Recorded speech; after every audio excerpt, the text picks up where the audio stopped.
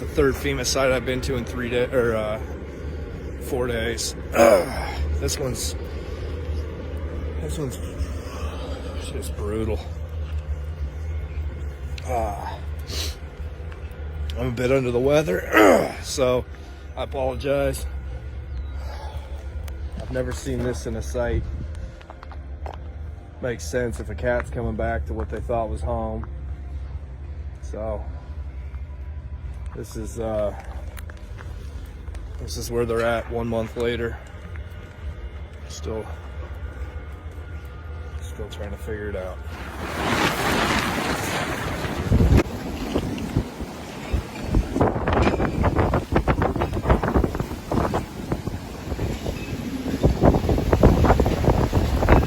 Just 2 days before my first trip ever to Dawson Springs, I was down in Houma, Louisiana, helping a family who needed their story told about FEMA locking them out of their trailer. What they gave them as relief, this is a brand new trailer, and I mean brand new. And what did you just tell me? You've had this since November? Since 3 days before Thanksgiving.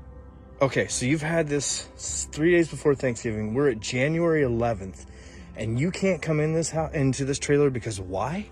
It has to be inspected. They have to come and make sure the sewage is hooked up correctly. The power is corrected on the power line. How long does it take? I mean, this is a brand new trailer. Like, there's your septic, and there's the power. Like, this is ridiculous. There's the lock. And they put a lock on this. You guys can't go. So when are you allowed to be inspected? What did they tell you? They're just waiting on inspectors to come out and inspect the trailer. And thanks to you guys viewing this, the story was shared enough times and viral enough to get back to a state senator's wife who demanded that the trailer be unlocked and inspection be done immediately the very next day. Literally just hours after hearing this news, I got the assignment to head up to Dawson Springs and to tell their story. And I could have never been prepared for what was about to happen next. Yeah. I watched it come over that hill right there, and I seen how big it was. I started crying, man. I bet. I was like, oh my God. I started yelling. So it came over that hill over there. Okay, yeah. so it came this way. Mm-hmm. Wow. Yeah, and it was moving, man. I'll tell you what, I've never seen something that big, that fast. Yeah. I mean, the sirens go off, you're like, but this one was just a little bit different. I mean, like, I didn't move. I sat right there and watched the TV, and I was like, this is a big storm cell.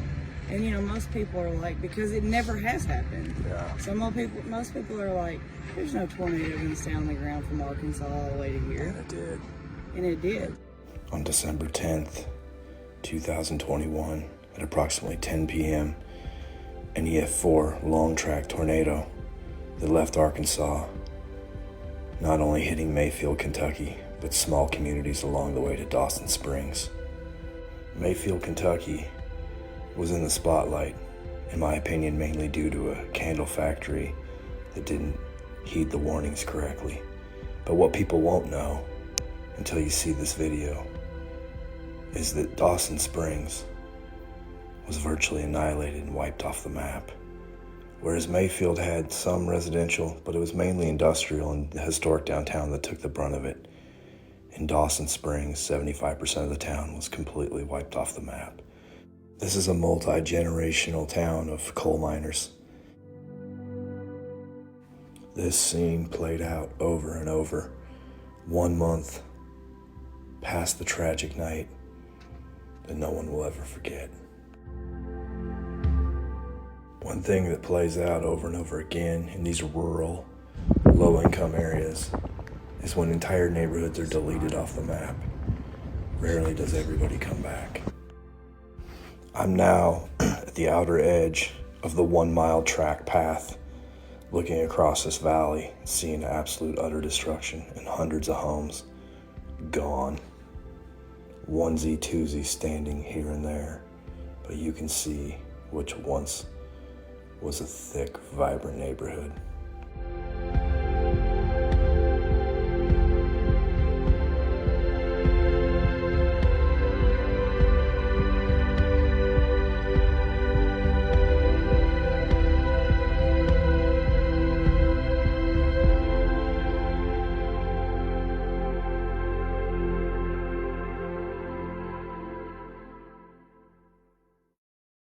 This is my 8th FEMA disaster zone I've been to in 16 months. This one stands out more than the rest for the lack of coverage the media, including myself, has given it, and the utter destruction that seems to be hidden from the world. Was this your home? What? What's gonna happen? They're gonna tear it down. Oh, they are? Damn it. You in your house when it happened? We walked out right as the power just went out, and so I had 2 dogs to get, and was walking over to her house because she's got a basement, and we just got down in the basement, and my husband was on the carport, and he said he heard something, and the wind picked up. Yeah. And he got to the 3rd step when it hit. Wow. Did you tell people about this experience? Take heed to the warnings. Yeah. Did you think people did hear? I mean, because it was... No, because there's so many tornado warnings. I was going to ask that. You guys get a lot of them. I mean, the sirens go off, you're like... But this one was just a little bit different. I mean, like, I didn't move. I sat right there and watched the TV. And I was like, this is a big storm cell. And, most people are like, because it never has happened. Yeah. So most people are like, there's no tornado going to stay on the ground from Arkansas all the way to here. And it did. Yes. And it did. It was gone. It was gone. In 4 seconds. We come out and there were power lines and trees, and we were trying to walk over debris. We heard our neighbors screaming for help. Area big enough for them to climb out of. Really? And we just reached down, grabbed their hand, and pulled them out. Told me about a house that got taken and set in a road. Yep. Yeah, And it was right down the street. You know about that one Yep. too. Mhm. Look at you and your mother's house. Yeah. I mean, what people can't tell is there's no other houses standing for virtually a 4-block radius. Small town. I won't put the cameras. How many people do you know that passed away from this? 3. He was trapped under a refrigerator. His wife got thrown up against the concrete wall, and she had stitches, and her arm was in a sling. And then you're gonna rebuild. No. Mining community? What is Oh, this is coal miners this? area. This yeah. is coal miner. Okay, so this Yeah. is your proud coal miner daughter. Actually, yeah. You are, huh? Yeah. All right, all right. And then my ex-husband was a coal miner as Really? well. So this is all coal mining. Where's the coal at? What point? It's actually in Madisonville, about 25 miles from here.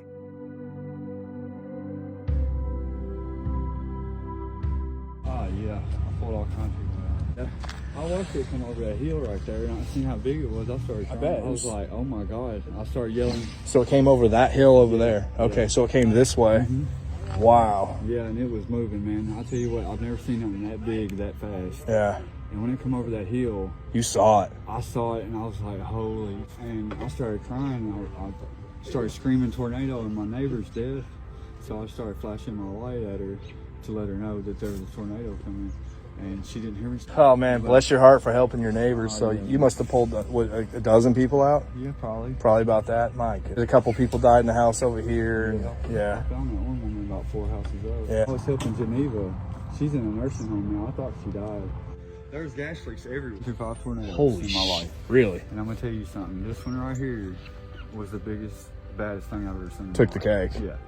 Yeah, I heard happened? it, and I started screaming tornado. When I seen it though, and I seen how high it was, I was like, "Oh my God, that's not neighbor right there." He got sucked off his porch about 40 foot in the air, and then slammed behind his truck like a bolt of lightning. Man, I thought he died. I just started crying. I thought he was dead. When I finally got to him, Yeah. I got hit with a power line and knocked like 14 foot back. And I just got right back up and I kept running. My mouth was felt like it was full of sand. Yeah. And I started spitting blood. Like, it was bad, dude. Wow. Like, there was people who just tore up. It's a poor community in the middle of nowhere, and it's just it's tragic, man. It's gone. This town is virtually destroyed. But the resiliency of these people pulled off its foundation, thrown into the street. Prayers to the family. I hope I've given you all a glimpse into the tragic side of extreme weather and sharing these stories of these neighbors becoming heroes and helping one another in a small mining community. It's part of the fabric of America. These small communities helping each other.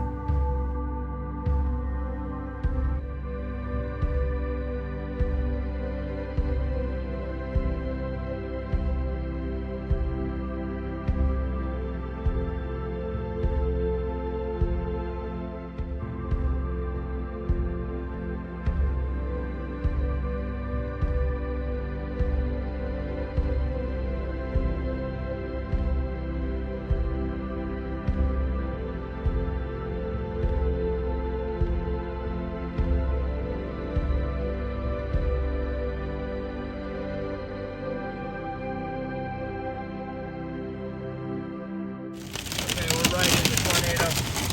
Right in the tornado warning. Dang!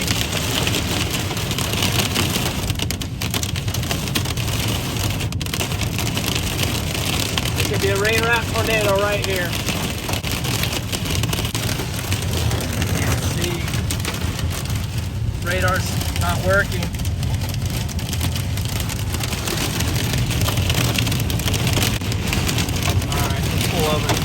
Pull over right here. It was a rain-wrapped tornado that just went by us just to the left. There it is, half of it in the screen.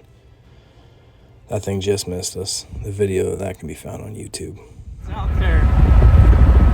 It is super creepy. A few weeks went by since my first visit to Dawson Springs. Then I found out more communities farther past, smaller, that got no coverage at all were hit. And people reached out to me to tell their stories, so I went back, searching for more answers, and to tell the stories of those that had survived and those of the dead. Yes. So, how is the community doing since then? Like, what is the plan? Because I haven't seen any FEMA trailers, and that seems to be the sticking point for a lot of people is getting help, getting going. We don't have any FEMA trailers yet. The man pictured on the right is the voice you hear. That's the mayor of Bremen, Kentucky, Alan Miller. The man on the left is Governor Brashear. I'm not a big fan of him. We have 5 trailers that were delivered from the governor's office.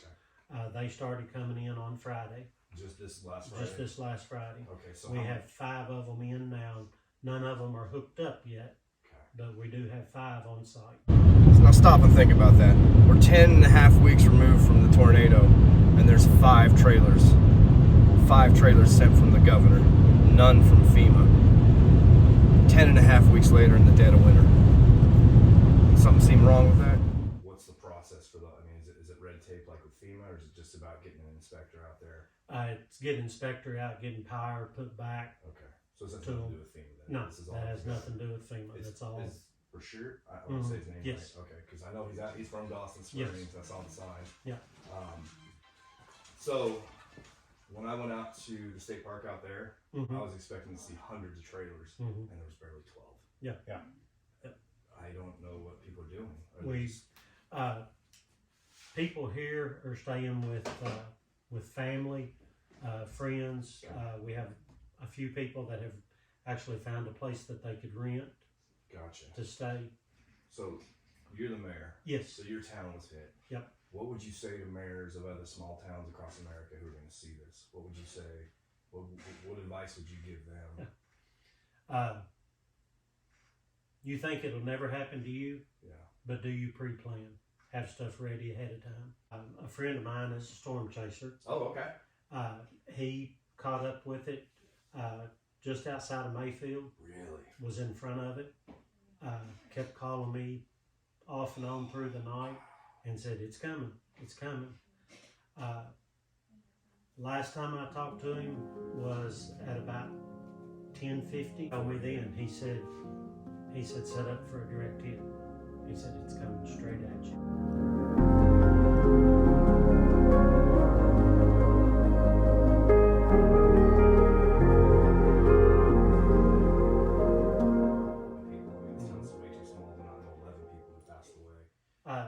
It's a small, tight-knit community.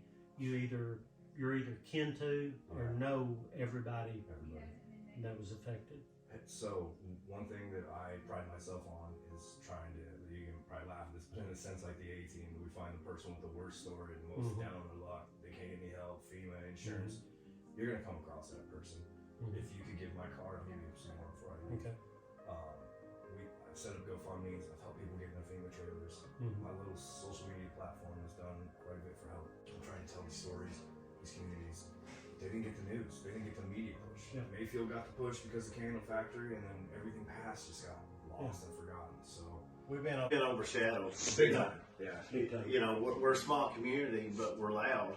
And so we've been overshadowed by Mayfield, Dawson Springs.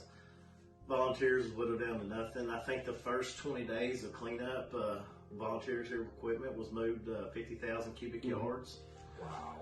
And so, so we're fighting and battling for our people to get help. Yeah. You know, if it comes from FEMA, if it comes from Red Cross, So you guys need help.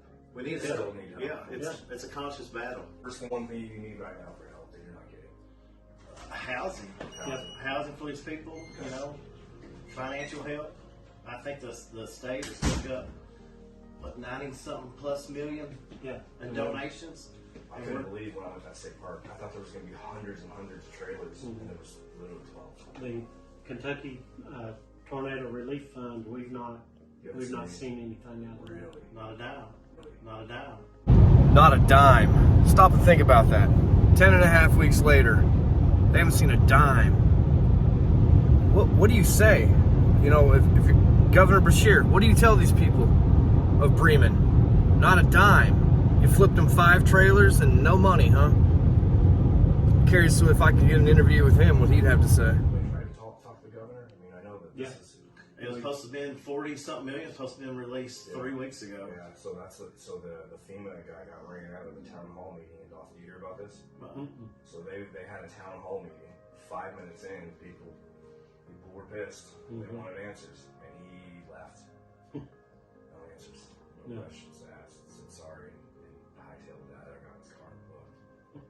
So something's goofy. Something's not making sense. And in all my travels, so I've been in 2 major hurricanes, both down in Louisiana, and then several tornadoes that have ravaged these small towns. And I feel like we're in like the leather helmet phase of football in disaster recovery. And what I hear is churches and volunteers, and I know that the Amish and the Mennonites just came out of nowhere. Did you guys experience that? Yes. Yeah. So We've had a lot of Amish groups in. They came in and helped clean up, and then after cleanup, they've been back with several different groups really to help build. the Amish have been the all-stars of this whole Yes, they thing. have. I mean, I don't want to take away from what your community's done to help your own, but Right. everywhere I've gone, Yeah. it's the story of the Amish, and then they're gone, and they just vanished. I haven't been able to find a one. So They've been coming from as far away as Pennsylvania. yeah, that's Pennsylvania and Ohio. 10 weeks. It's been 10 weeks since Dawson Springs was hit on that December 10th night, 2021, approximately 10:18. It's bittersweet. Majority of the houses have been taken away since my last visit.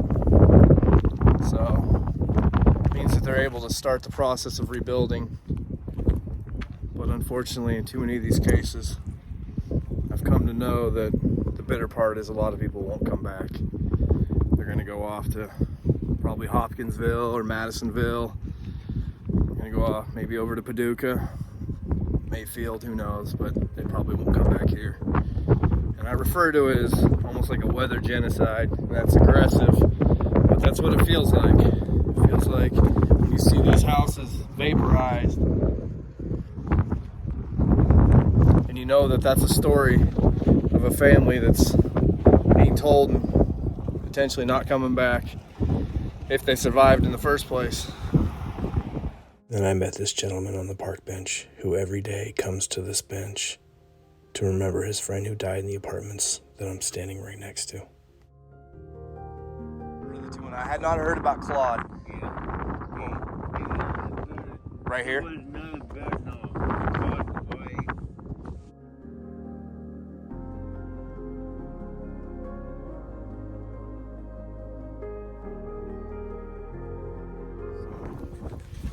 So you're part of that network of Yes. keeping guys from killing. killing themselves. Most of these guys are stressed from combat. Get overwhelmed. Then I met Sergio Chavez, retired 25 years from the Army. Him and his family barely survived. Oh wow! Took the house right off the top of it. I'm just now building it back. I was gonna say you've got to be one of the quickest people I've seen rebuild in my time out here. This is the first one built back. This is the first one. So ironically, the lady that sent me the footage, she drove down this road the day after, and I saw everything the way. I went to every nook and cranny where that tornado went through. Towns that didn't even exist before, towns that won't exist after. This lady who had been taken advantage by everybody in a house with 10 people, no roof, freezing. I've been to Dawson Springs and all the towns past 3 times now. Every time I leave with a little bit of me that wonders what will happen for the future of these people.